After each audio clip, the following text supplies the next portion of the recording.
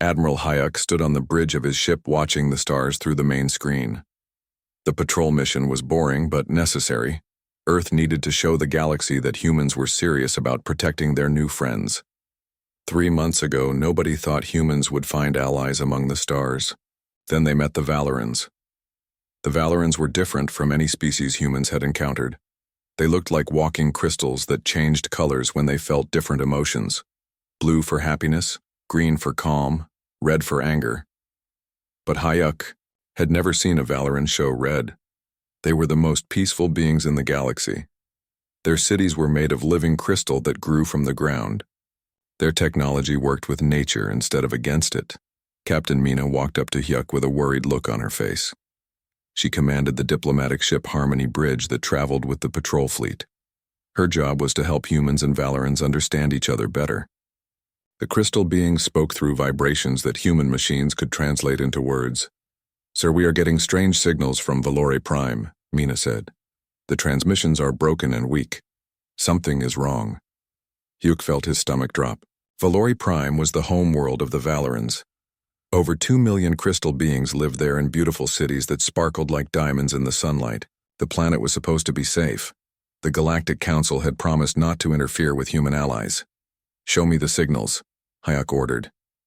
The communication officer played the broken messages.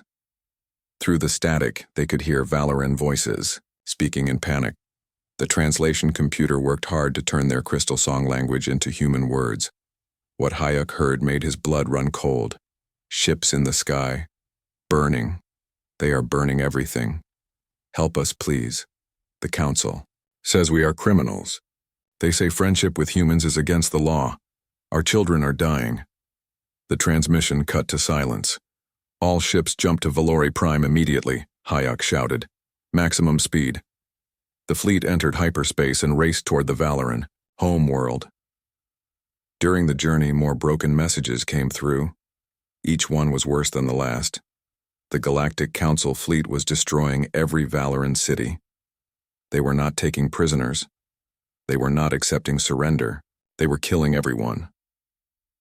When Hayek's fleet dropped out of hyperspace near HFY, his heart broke.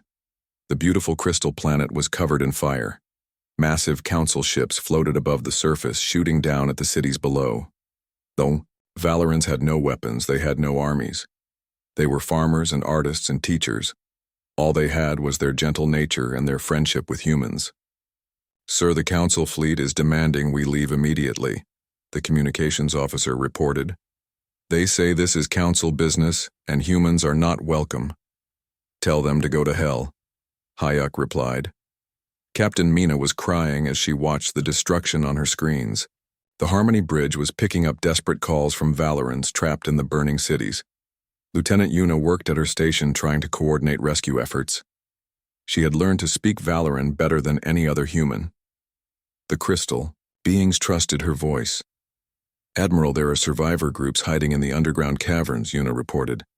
"They are trying to reach the spaceport, but council forces are hunting them." Commander Tay piloted his rescue ship toward the surface. His team was the best at dangerous extractions. They had saved humans from pirate attacks and alien prisons. But this was different. This was genocide. The council ships tried to stop the rescue mission. Their weapons were more advanced than human technology, but human pilots were better. Tay flew through laser fire and missile attacks to reach the underground shelters. His team worked fast to load crystal families into their ships. Elder Day was one of the last survivors they found. The old Valoran was the wisest of his people, and had been the first to suggest friendship with humans. His crystal body was cracked and dim from grief and injury. Through the translator, he spoke to the humans who carried him to safety. "My people believed in yours," Day said in his singing voice.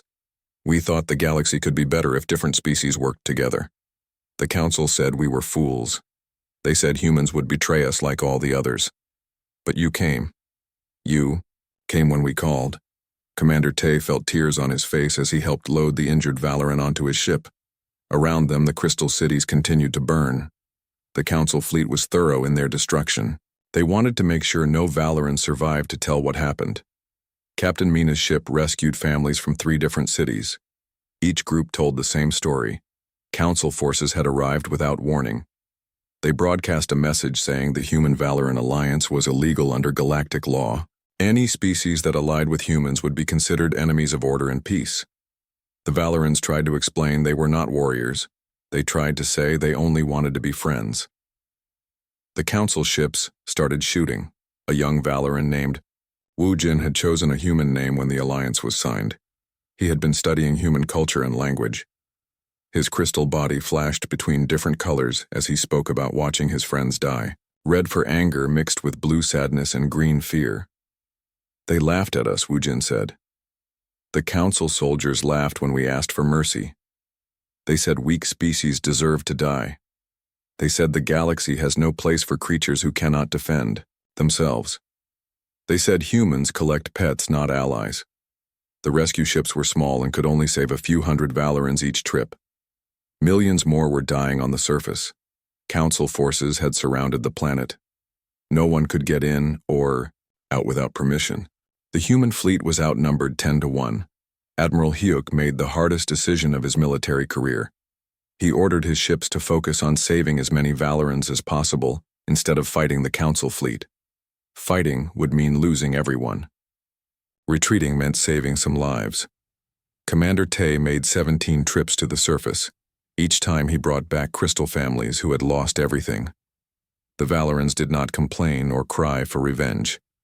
Even in their worst moment they remained gentle and kind. They thanked the humans for trying to help. They apologized for causing trouble. Lieutenant Yuna received the final transmission from HFY as the last rescue ship left the atmosphere. It came from Keeper Wu Jin, who had stayed behind to help others escape. His voice was weak and filled with pain. "Tell the humans we believed in them," Wu Jin whispered through the translator. "Tell them we knew they would come. Tell them friendship is worth dying for. Tell them to remember us when they look at the stars." The transmission ended. HFY fell silent. Admiral Hyuk stood in the refugee bay of his flagship, looking at the 847 Valorans they had managed to save. Out of over 2 million crystal beings, these were all that remained. Their bodies were dim and colorless from grief. Many were injured. All had lost family and friends. Elder Day approached Hyuk slowly. The old Valoran's crystal form was cracked in many places, but he still glowed with gentle wisdom. "Admiral," Day said through the translator, "my people are grateful. You risked everything to save us. The Council will punish humans for this kindness." "Let them try," Hyuk replied. His hands were shaking, but not from fear. The rage building inside him was like nothing he had ever felt. They wanted to send a message to the galaxy about what happens to human allies. We received that message loud and clear. The surviving Valorans gathered around their human protectors. They had nowhere to go. Their home was ash, their people were dead, but they were not alone. The humans who had promised friendship were keeping that promise even when it meant war with the most powerful force in the galaxy. As his fleet jumped to hyperspace carrying the refugees toward Earth, Admiral Hyuk made a silent promise. The Galactic Council thought they had won. They thought they had shown the galaxy that friendship with humans led only to death. They were wrong. They had just shown humans what their enemies deserved. And humans were very good at giving their enemies what they deserved. President Jiho stood before the United Earth Assembly in the Great Hall, where humanity made its most important decisions. The building was packed with representatives from every nation and colony.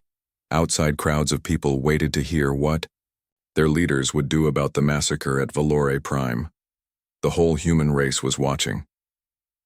2 weeks had passed since Admiral Hyuk returned with the survivors. The images of burning crystal cities had been broadcast across human space. Everyone had seen the recordings of Valoran families being hunted down by Council forces. Everyone had heard the final messages from the dying planet. Members of the Assembly, Jiho began, "We face the greatest challenge in human history. The Galactic Council has sent us an ultimatum. We must abandon all non-Council species as allies or face what they call regulatory action. They want us to turn our backs on the Valorans we saved and any other species that might seek our friendship." Some Assembly members nodded their heads. They thought humanity should avoid war with the Council. The alien government controlled thousands of worlds and millions of ships. Earth was just one planet with a few dozen colonies. Fighting seemed impossible. The Council promises to leave us alone if we agree to their terms, continued a representative from Mars Colony. They say humans can keep our own worlds, but we cannot interfere in galactic politics. Maybe we should consider their offer. Admiral Hayuk stepped forward. He had been asked to speak about what really happened at HFY. The recordings everyone had seen were bad enough, but they did not show everything. They did not show the Council soldiers laughing as they burned crystal children. They did not show them shooting Valorans who were trying to surrender. The Council wants you to believe this was about law and order, Hayuk said. They want you to think they had no choice but to stop the Valorans from allying with us. But I was there. I heard what they really said. Hayuk activated a holographic display that filled the chamber with images from the battle. The assembly members watched Council ships destroying hospitals and schools. They saw alien soldiers hunting families who were trying to hide. They heard the Council commanders giving orders to kill everyone. They did not destroy HFY because the alliance was illegal, Yuk continued.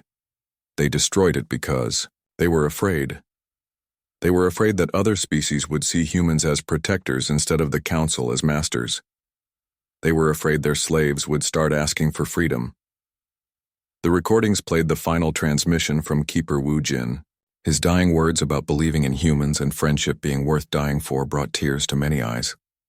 When the display ended, the assembly hall was completely silent. President Jiho looked around the room at the faces of humanity's leaders. Some were angry, some were sad, some were afraid. All were thinking about what choice they would make. The Council thinks humans will behave like every other species they have conquered, Jiho said. They think we will bow our heads and accept their rules. They think we will abandon our friends to save ourselves. They are about to learn they made a terrible mistake. General Subin walked to the center of the hall carrying a sealed briefcase. She was the head of Earth's military research programs. For years she had been preparing for the day when humans might face a galactic war. That day had arrived. Members of the Assembly, I am authorized to reveal classified information about our military capabilities, Subin announced. Project Ghost Fleet has been operational for 8 months. We currently have 200 stealth ships positioned throughout Council space. They are invisible to all known detection methods. The Assembly members looked surprised. Nobody outside, the highest levels of military command, knew about the secret fleet. The ships had been built in hidden facilities beyond Pluto using technology reverse-engineered from captured alien vessels. Dr. Kang stepped forward to explain the technical details.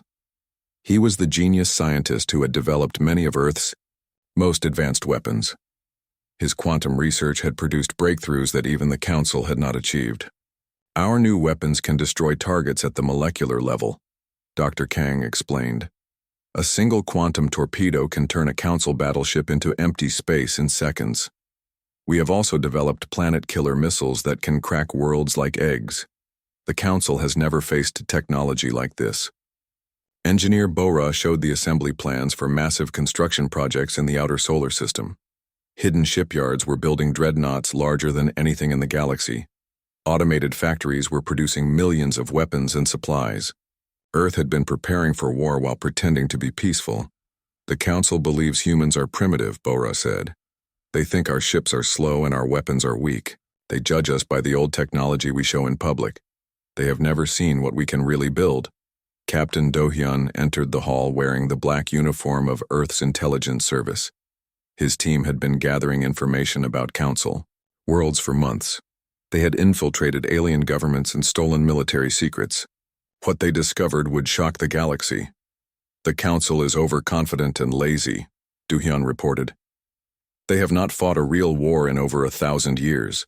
Their ships are designed for intimidation, not combat. Their soldiers are used to fighting defenseless civilians, not trained warriors. They believe their own propaganda about being unbeatable. Do-hyun activated another holographic display showing Council military bases and fleet positions. The alien forces looked impressive, but human analysis revealed critical weaknesses. The Council relied on fear more than actual strength. Most Council species hate their government, Do-hyun continued. They stay loyal only because they are afraid. If we show them the Council can be beaten, many will join us. The alien empire is not as solid as it appears. Captain Mina had been working with the surviving Valorans to learn everything they could about galactic history and politics. The crystal beings had lived for thousands of years and remembered things the Council wanted forgotten. Their knowledge would be crucial for the coming war. The Valorans have given us access to ancient star maps, Mina announced. These charts show hyperspace routes that the Council does not know about. We can move our fleets through space without being detected. We can attack anywhere in the galaxy and disappear before they can respond. Lieutenant Yuna had become an expert on Valoran technology. The crystal beings had shared their most guarded secrets with the humans who saved them. Their weapons were designed to work with nature instead of destroying it. Combined with human engineering, they became incredibly powerful. Valoran quantum phase technology allows our ships to become partially invisible, Yuna explained. We can pass through solid matter and appear inside enemy vessels. No shields or armor can protect against this method of attack. Elder Day struggled to stand as he addressed the assembly. The old Valoran was still recovering from his injuries, but insisted on speaking. His crystal body glowed with determination as the translator converted his words. My people believe in justice, Day said. We believe those who destroy innocents must face consequences. The Valorans who died cannot speak for themselves. But the living will remember. We will help you make the Council pay for their crimes. The other surviving Valorans nodded their agreement. They had lost everything, but they still wanted to help humanity fight. Their gentle nature remained unchanged, but now it included a desire for justice. President Jiho listened to all the reports and presentations. He could see that humanity had the tools for war, but victory was not guaranteed. The Council controlled most of the galaxy and had vast resources. Even with surprise and superior technology, the battle would be difficult and dangerous. We could try diplomacy, suggested a representative from Luna Colony. Maybe if we explain what really happened, the Council will agree to make peace. Surely some of their leaders must have consciences. Admiral Hyuk shook his head sadly. He had seen the joy on Council faces as they murdered children. He had heard them laughing about weak species deserving death. There could be no peace with creatures like that. The Council sent their message when they burned HFY, Hyuk said. They told the galaxy that friendship with humans leads to extinction. Now we must send our own message. We must show the galaxy what happens to those who hurt our friends. The debate continued for hours. Some assembly members wanted to try negotiation. Others demanded immediate military action. A few suggested hiding and hoping the Council would leave humanity alone. President Jiho listened to every opinion before making his decision. The vote is called, Jiho announced. All in favor of accepting the Council ultimatum and abandoning our allies, raise your hands. 12 representatives raised their hands. All in favor of attempting diplomatic negotiations, raise your hands. 37 representatives raised their hands. All in favor of declaring war on the Galactic Council to avenge our murdered friends, raise your hands. 451 representatives raised their hands. The decision was clear. Humanity would fight. President Jiho activated the emergency broadcast system that would carry his words to every human colony and ship in space. Across the galaxy, humans stopped what they were doing to listen to their leader's declaration. Citizens of Earth and all human worlds, Jiho began. Today we face a choice that will define our species forever. The Galactic Council has murdered our friends. Commander J looked through the viewport of his stealth ship at the Zenthari home system. 3 massive planets orbited a red star with billions of reptilian creatures living in gleaming cities. This was the heart of Council power, and the home of Overlord Vextar, who had ordered the massacre at HFY. Soon, those gleaming cities would know the price of murdering innocents. 1 month had passed since Earth declared war on the Galactic Council. The alien government expected human fleets to attack their military bases in obvious ways. Council admirals had positioned their strongest forces around strategic targets. They waited for desperate human ships to throw themselves against superior firepower in hopeless battles. The humans had other plans. Captain Yoon floated in the cargo bay of her infiltration vessel, checking her equipment one final time. Her team wore advanced armor that used Valoran quantum technology to bend light around their bodies. They were invisible to both electronic sensors and naked eyes. The Council had never encountered stealth technology like this. Remember the mission? Parameters, Yoon told her soldiers. We are not here to destroy buildings or kill civilians. We are here to show them what they did and make sure everyone sees it. Every Council citizen needs to know their government massacred peaceful crystal beings for wanting human friendship. Lieutenant Han worked at his computer station preparing the virus that would break into every communication network in the Zenthari system. The malicious code had been designed by Earth's best programmers using captured Council technology.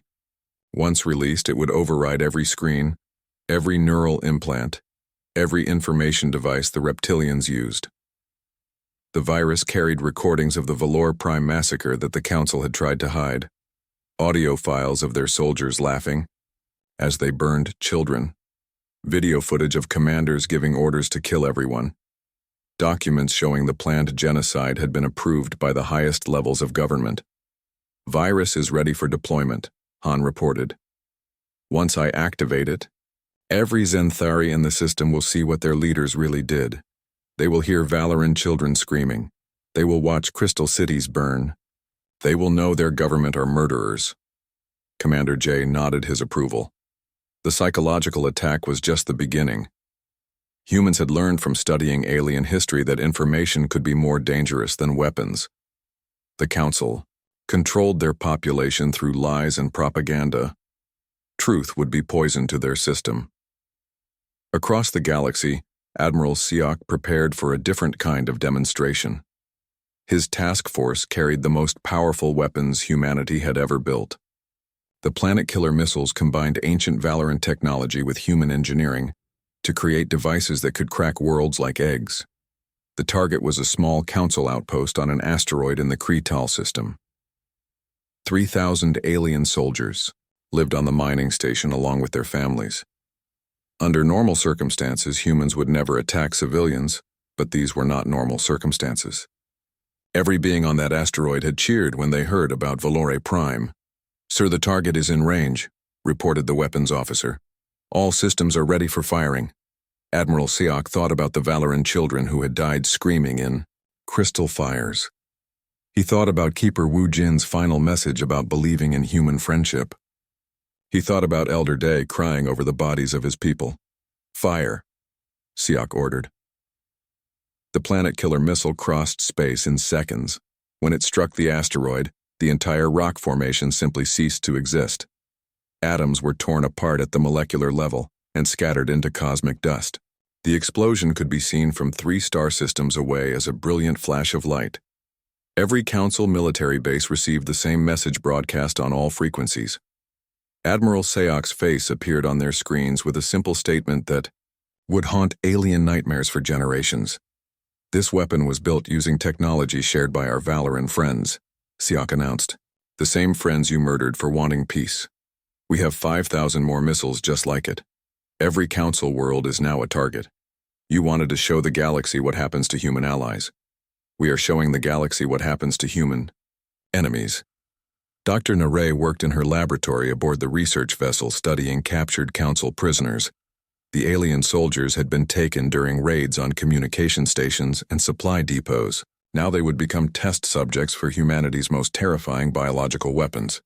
The virus she had created targeted specific neural pathways in each Council species. Zenthari reptilians would lose their natural arrogance and become paranoid. Kretal insects would have their hive mind connections scrambled, causing chaos in their coordination. Luxon energy beings would find their molecular stability disrupted, making them unstable and unpredictable. The test subjects are ready, reported her assistant. All 3 Council species are represented in the prisoner population. We can observe how the virus affects their behavior and mental processes. Narration injected the first Zenthari prisoner with a small dose of the experimental weapon. Within minutes, the proud reptilian soldier began looking around nervously. His natural confidence disappeared and was replaced by suspicious fear. He started accusing his fellow prisoners of plotting against him. Fascinating, Narration observed. The virus is targeting the brain centers that control social dominance. The subject, can no longer feel superior to other beings. This should cause massive psychological trauma in a species bred for arrogance. The Cretal prisoners reacted even more dramatically to their dose of the biological weapon. The insect creatures began making random clicking sounds instead of their normal coordinated communication. They could no longer connect to each other's thoughts or work as a unified group. "Sir, the Cretal specimens are experiencing complete hive mind breakdown," reported the research assistant. "They cannot coordinate even simple tasks. If this virus spreads through their population, their entire military system will collapse."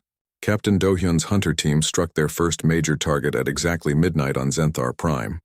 The council leadership was meeting in their highest security building discussing how to respond to human attacks. They thought their advanced shields and armed guards would protect them from primitive human weapons.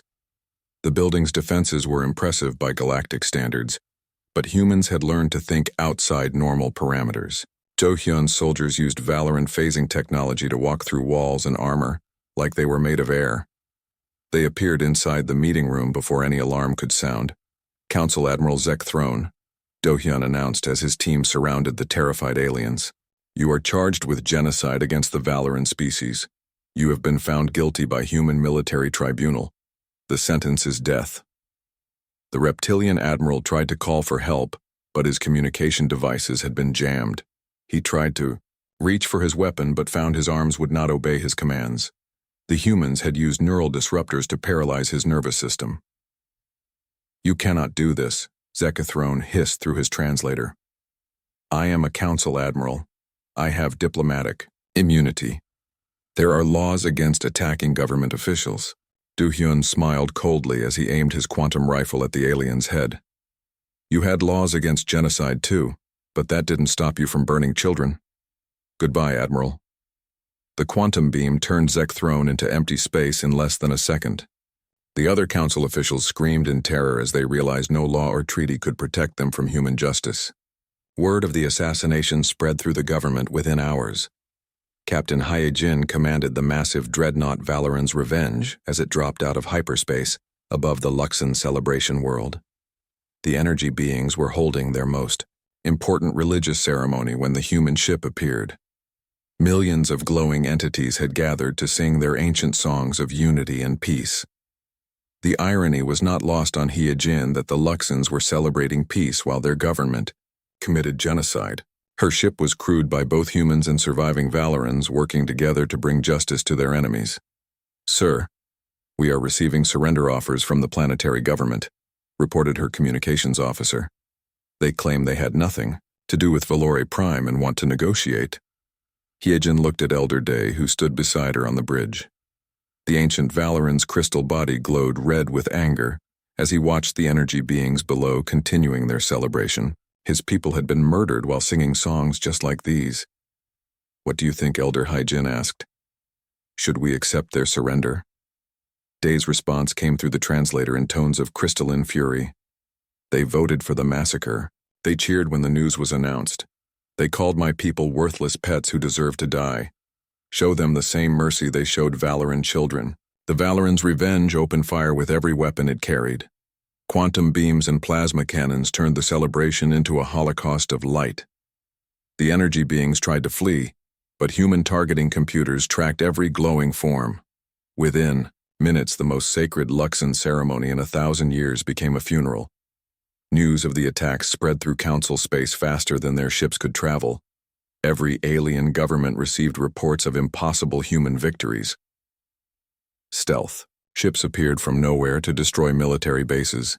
Infiltration teams assassinated protected leader, and Colonel Min received the target list from Earth Command as her hunter pack prepared to jump into the Cretal system. 3 months had passed since the first human strikes, and the war had become exactly what Admiral Hyuk promised. This was not a battle between armies or a contest for territory. This was systematic extermination of everyone who had participated in the HFY massacre. The Council had expected a traditional war with battles over strategic locations and negotiations between governments. Instead, they faced something from their worst nightmares. Human forces appeared anywhere in the galaxy without warning, destroyed their targets, and vanished before reinforcements could respond. Every council leader lived in constant fear of invisible assassins. Every alien world wondered if human ships were already in orbit preparing to attack. "Ma'am, we have confirmation on 17 more targets in this system," reported Lieutenant Park from the intelligence station. All of them were present at the meeting where they voted to celebrate Valoran deaths. The Kretal Hive Queens actually sent congratulations messages to Overlord Vextar, thanking him for destroying the crystal pets. Min studied the holographic display showing Kretal cities across 6 different worlds. The insect creatures lived in massive underground colonies connected by tunnels that stretched across entire continents. Finding specific individuals among billions of identical drones should have been impossible. But humans had advantages the Council never suspected. The surviving Valorans had shared their most secret technologies with their human allies. Crystal beings could sense life energy patterns that were unique to each individual. Valoran detection. Equipment could track specific targets through solid rock and across vast distances. The machines did not care if their prey was hiding in the deepest bunker or surrounded by armies.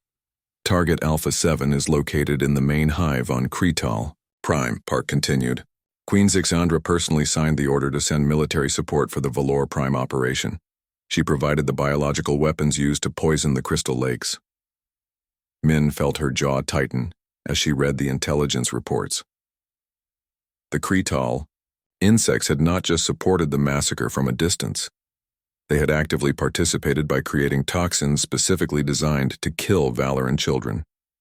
The poison had been spread through the Crystal City's water systems, causing slow, agonizing deaths. "Load the hivebuster charges," Min ordered. "I want those tunnels sealed permanently. Every insect involved in poisoning children dies today." General Young watched the tactical displays in Earth's war room showing human operations across the galaxy. Red dots marked successful assassinations. Blue symbols indicated destroyed council facilities. Green areas showed liberated worlds where local populations had risen up against their alien masters after seeing human victories. The scope of the hunting campaign amazed even its planners. Every single individual who had voted for, cheered, or participated in the Valoran genocide was being tracked down and eliminated. Human death squads struck on hundreds of worlds simultaneously, making it impossible for Council forces to predict or prevent attacks. "Sir, we have confirmed termination of Council Fleet Admiral Macturan on Zenthar 7, reported the operations officer. Commander Do-hyun's team found him hiding in a monastery and executed him during morning prayers. The local priests tried to claim sanctuary rights, but our people ignored them." Young nodded with satisfaction. The reptilian admiral had commanded the fleet that burned the largest Valoran city. His ships had deliberately targeted schools and hospitals to maximize civilian casualties. There would be no sanctuary for creatures like that. "What about the Luxon Energy Council on Bright Star Station?" Young asked. "All 17 members terminated," came the reply. Captain Rion's infiltration team used quantum phase technology to appear inside their meeting chamber. The energy beings tried to merge into their group consciousness, but human weapons disrupted their molecular bonds. Complete elimination confirmed. The war room displays showed the psychological impact of the hunting campaign across Council space. Alien governments were collapsing as their leaders fled into hiding or simply disappeared. Military commanders refused orders rather than risk being added to human target lists. Entire star systems had declared independence rather than continue supporting the Council. Captain Hyojin stood on the bridge of Valoran's Revenge as her ship emerged from hyperspace above the mining world where Council prisoners worked in slave labor camps. The facility held representatives from dozens of species that had been conquered and enslaved over the centuries. Now human liberation forces would set them free. "Sir, we are detecting approximately 50,000 prisoners on the surface," reported her sensor officer. "Most appear to be from species the Council has subjugated. There are also several thousand Kretal guards and administrative personnel." Yejin studied the scan results showing the layout of the prison complex. Massive factories produced weapons and equipment for Council forces while alien slaves worked under brutal conditions. The facility was protected by automated defense systems and a garrison of insect soldiers. Elder Day approached the captain's chair using the walking support frame human doctors had built for his damaged crystal body. The ancient Valoran had insisted on participating in liberation missions despite his injuries. He wanted to personally free other beings who suffered under council oppression. Captain, the prisoners include members of the more high species. Day observed through his translator. They were enslaved 300 years ago when they refused to surrender their children for council military service. Many have never seen their homeworlds. Then it's time they went home, Hyojin replied. All attack craft launch immediately. Target the guard towers and weapons emplacements. I want those slaves freed in 20 minutes. The liberation attack began with quantum torpedoes destroying the prison's defensive systems. Human fighters strafed the guard barracks while transport ships landed in the slave quarters. Combat troops in power armor advanced through the facility, shooting any Kretal insect that tried to resist. The freed prisoners looked at their human liberators with amazement and gratitude. Many had never heard of the species that was fighting the mighty council. They could not understand why strangers would risk their lives to free unknown slaves on distant worlds. Why do you help us? Asked an elderly Morhai through the universal translator. We have nothing to offer you in return. Our people have been slaves for generations. The human soldier removing the alien's shackles paused to look directly into the creature's large eyes. Because our friends were murdered for believing all species deserve freedom, we're making sure their sacrifice means something. Sergeant Dongwu led his special forces team through the underground bunkers beneath SciFiPrime, searching for their highest priority target. Supreme Chancellor Vorth Axe was the political leader who had signed the original orders for Valoran extermination. He had been hiding in the deepest shelters money could buy, surrounded by the best guards the reptilian government could provide. The bunkers were protected by energy shields that could stop any known weapon and staffed by elite Zenthari warriors, trained from birth for combat. The facility had its own power generators, food supplies, and air recycling systems. The Chancellor could hide there for years if necessary. But human technology made all those defenses useless. Sir Valoran phase scanners have located the target, reported the team medic. He's in bunker level 7 surrounded by 30 guards. The chamber is sealed behind triple blast doors with automated weapons covering all approaches. Dongwu smiled as he activated the quantum phase generator on his armor. The device would allow his team to walk through solid matter like it was empty space. The Council's most advanced bunkers might as well have been made of paper. Remember, we want the Chancellor alive for questioning, Dongwu instructed his soldiers. Kill all the guards, but I need him conscious and talking. Command wants to know who else helped plan the massacre. The Special Forces team phased through 15 feet of reinforced concrete and appeared inside the bunker's central chamber. The Zenthari guards had seconds to look shocked before human weapons cut them down. Chancellor Vorth Axe tried to activate an emergency beacon, but neural disruptors paralyzed his nervous system. Chancellor, you are charged with genocide and crimes against sentient life, Dongwu announced as his medic injected truth serum into the reptilian's bloodstream. You will answer our questions truthfully and completely. Resistance is futile. The EDI interrogation revealed the full scope of the conspiracy against the Valorans. Over 200 government officials across multiple species had participated in planning the massacre. Military commanders from 17 different fleets had volunteered their ships for the operation. Scientists had developed new weapons specifically designed to kill crystal beings in the most painful ways possible. Dr. So Young received the interrogation data at her biological warfare laboratory and immediately began modifying her viral weapons. The list of conspirators was longer than anyone had imagined. Her enhanced viruses would need to target a much larger population of council leaders. The new strain of biological weapon was designed to cause specific psychological breakdowns in each target species. Zenthari reptilians would lose their ability to feel superior to other beings and become consumed. Captain Rion stood in the throne room of Emperor Zexkathon, surrounded by the most advanced security systems in the galaxy. The reptilian ruler had thought his palace was impregnable with energy shields that could stop any weapon and guards trained from birth to protect their leader. But human infiltration teams had learned to walk through walls like they were made of air. 6 months had passed since Earth declared war on the Galactic Council. What the aliens expected to be a quick police action against primitive humans had become the complete destruction of their civilization. Every council world was under human control.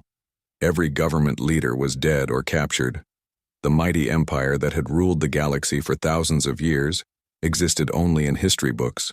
"Emperor, you are the last of the council leadership still at large," Rian announced as her team took positions around the throne. "Your government is gone. Your fleets are destroyed. Your allies have abandoned you. It is time to face justice for what you did to our friends." Zexkathon looked at the human soldiers with a mixture of fear and confusion. His species had conquered hundreds of worlds and enslaved millions of beings.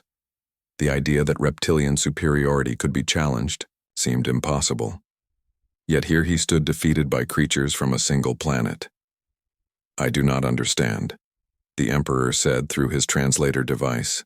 "How did your primitive species defeat the most advanced civilization in the galaxy? Our technology was superior. Our fleets were larger. Our experience was greater." Rian smiled coldly as she aimed her quantum rifle at the alien ruler's head. "You made the mistake of threatening our friends. Humans will forgive attacks against ourselves, but we never forgive those who hurt the people we care about. You murdered innocent Valorans and expected us to accept it quietly. Instead, you learned what human vengeance looks like." The War Crimes Tribunal was held on Earth in the same assembly hall, where humanity had voted to declare war against the Council. Representatives from every liberated species came to witness justice being served to their former oppressors. The surviving Valorans were given places of honor to speak for their murdered people. President Jiho presided over the proceedings with Elder Day, serving as the primary witness to Valoran suffering. The ancient crystal being had recovered from his injuries, and now glowed with calm determination as he prepared to testify about the massacre that started the war. "The court will hear testimony regarding the systematic extermination of the Valoran species," Jiho announced to the packed assembly. "All evidence has been verified by independent investigators. The defendants have been provided legal representation according to galactic law." The first defendant was brought forward in chains. Supreme Chancellor Vorth Axe had been the political architect of the genocide plan. His interrogation under truth serum had revealed the full scope of the conspiracy against peaceful species throughout the galaxy. "Chancellor, you signed Order 17 Alpha authorizing the complete destruction of HFY, the prosecutor stated. "You specifically requested that no survivors be allowed to escape. You called the Valorans worthless pets that deserved extinction. How do you plead?" The reptilian leader tried to maintain his dignity despite the shackles and armed guards. "I plead not guilty by reason of governmental authority. The Council had legal right to regulate alien alliances. The Valorans violated galactic law by allying with non-council species." Elder Day rose from his seat with crystal body glowing red with controlled anger. The translator converted his harmonic speech into words that filled the silent courtroom. "There is no law that justifies murdering children," Day declared. "There is no authority that permits genocide against innocent beings. My people offered only friendship and received only death. Justice demands payment for their blood." The trial continued for 3 days as witness after witness testified about council atrocities. Survivors from dozens of species told stories of slavery, torture, and mass murder committed by alien governments that claimed to represent order and civilization. The evidence was overwhelming and undeniable. Admiral Hayek took the witness stand to describe what he had seen during the rescue mission at HFY. His testimony about council soldiers laughing while they burned crystal children brought tears to many eyes in the courtroom. The recording of Keeper Wu Jin's final message played for the assembled audience. "Tell the humans we believed in them." The dying Valoran had whispered, "Tell them friendship is worth dying for. Tell them to remember us when they look at the stars." The verdicts were announced exactly 1 week after the trial began. Every council leader who had participated in planning or celebrating the Valoran massacre was found guilty of genocide and crimes against sentient life. The punishment for their crimes would be determined by the species they had wronged. But President Jiho had a different announcement that shocked the entire galaxy. "The court finds all defendants guilty as charged," Jiho declared. "However, Earth will not execute these criminals despite their heinous acts. Instead, we offer them something their victims never received.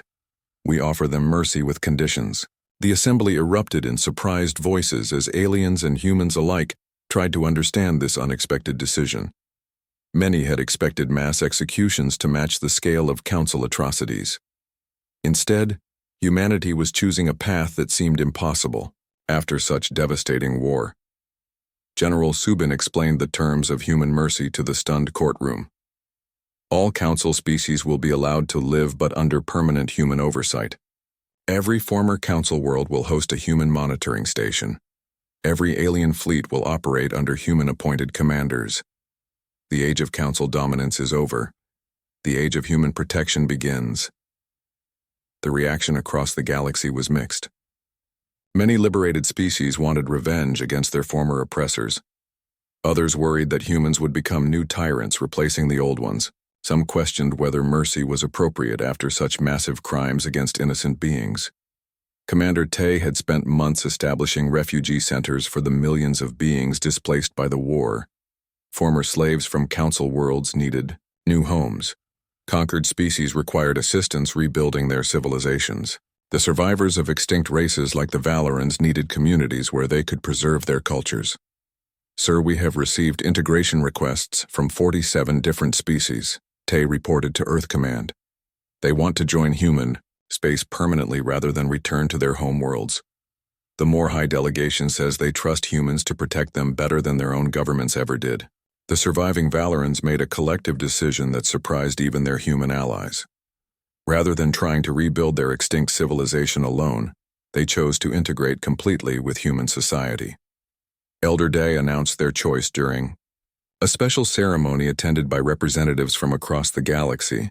My people have discussed our future extensively, Day explained through the Crystal Harmonics translator. We could attempt to recreate what was lost, but that would only produce pale shadows of what once existed. Instead, we choose to become part of something new. We will join with humans to create a civilization that honors both our peoples. The integration process transformed both species in unexpected ways. Valoran technology merged with human engineering to produce advances neither could have achieved alone. Crystal beings taught humans about harmony with natural forces while learning human determination and protective instincts. Dr. Kang worked with Valoran scientists to develop new forms of quantum technology that seemed almost magical in their capabilities. Ships could travel between dimensions. Weapons could target specific individuals across galactic distances. Communication devices allowed instant contact across any distance.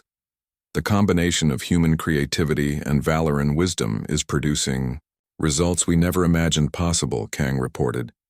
We are not just rebuilding what was destroyed. We are creating technologies that will reshape the entire galaxy. Admiral Siok established the new galactic government with representatives from every species, but ultimate authority remaining with Earth. The human homeworld had earned the right to lead through their willingness to fight for justice and protect the innocent. Other species accepted human leadership because they had seen what happened to those who threatened human friends. The Galactic Protection Council will ensure no species ever again faces extinction for wanting friendship, Siok announced. At the founding ceremony, every world will have the right to choose its own allies. Every being will have the protection of human fleets if threatened by aggressive neighbors. The new government established the Valoran Protocol as its most sacred law. Any species that committed genocide would face the same systematic destruction the Council had experienced. The protocol was enforced by human fleets stationed throughout the galaxy and monitored by Valoran detection technology. Captain Mina became Earth's first ambassador to the galaxy, with responsibility for managing relationships between hundreds of different species. Her ship, the Harmony Bridge, had been expanded into a massive diplomatic vessel that served as a mobile embassy traveling between worlds. The galaxy is learning to see humans not as conquerors, but as protectors, Mina reported. During her quarterly briefing, species that